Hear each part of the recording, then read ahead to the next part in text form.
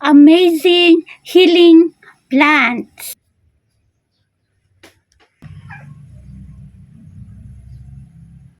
Hello guys!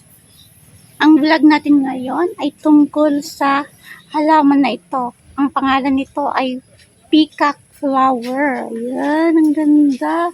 Dito lang po ito sa labas ng aming bahay. Sa Tagalog nito, ang tawag dito ay bulaklak ng paraiso. Yes. Yan, maraming flowers doon. Bulaklak ng paraiso or peacock flower.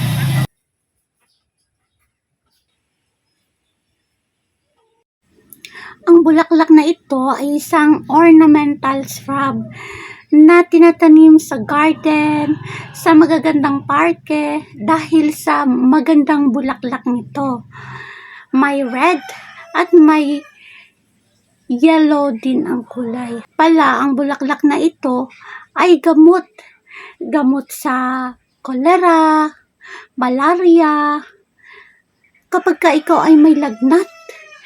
Mayroon din, gamot din ito sa bronchitis, sa asthma.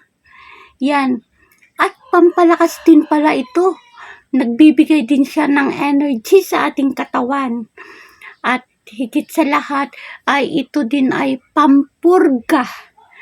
Sa may mga uutang mga tiyan-tiyan dyan, pwede nyo itong pampurga. Kapag kayo naman kayo ay yung menstruation nyo ay kapag hindi maganda ang menstrual flow ng inyong menstruation, ng inyong dugo, inom kayo nito. Gaganda ang flow niya. Ang iba't ibang bahagi ng paraiso ay maaaring makuhanan ng ilang uri ng chemical at sustansya na maaaring may benepisyo sa kalusugan. Makukuha sa katas ng dahon ang alkaloids, tannins, saponins, phenols, steroids, terpenoids, glycosides, at flavonoids. Sakaling may sakit na kolera, ang gagawin mo ay yung kanyang ugat, yun yung iyong ilalaga at iinumin. Pero kung ang sakit mo ay lagnat, bronchitis, asthma, pampurga, menstrual flow na masakit, yun lang ilalaga nyo yung kanyang dahon at saka bulaklak. Paano ang preparations nito?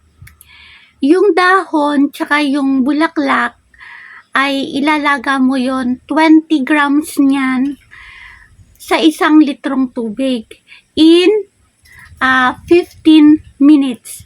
Pero kapag yung matigas na part like ugat o yung sanga, 30 minutes mo siyang lalagain. Tandaan, 20 grams in 1 liter of water. Paano naman iinumin ang mga nilagang tubig nito? Ano naman ang doses nito? Kapag below 1 year old ka, 1/4 less cup a day ka lang. Kapag ikaw ay 1 to 2 years old, 1/2 cup a day.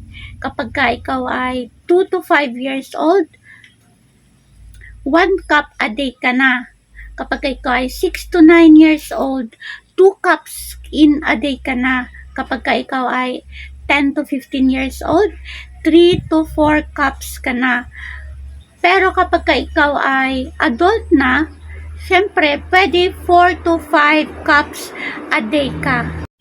Alam nyo ba, gamot din ito sa mabahong hininga. Kapag ikaw may bad breath, yan, magmumug ka lang yan. Tatanggal yung mga mabahong hininga mo. Sana may natutunan kayo sa vlog kong ito. At kung meron kayong katanungan, mag-comment lang po kayo sa baba. At kapag nagustuhan nyo naman po, ay mag-like lang kayo. At mag-subscribe na rin kayo. At i-all bell nyo para sa susunod ko pang mga videos, ay meron na naman kayong mapapanood at matututunan. Kaya hanggang dito na lang po tayo. Salamat din po sa inyong panunood. Hanggang sa muli mga kamahalan. Paalam.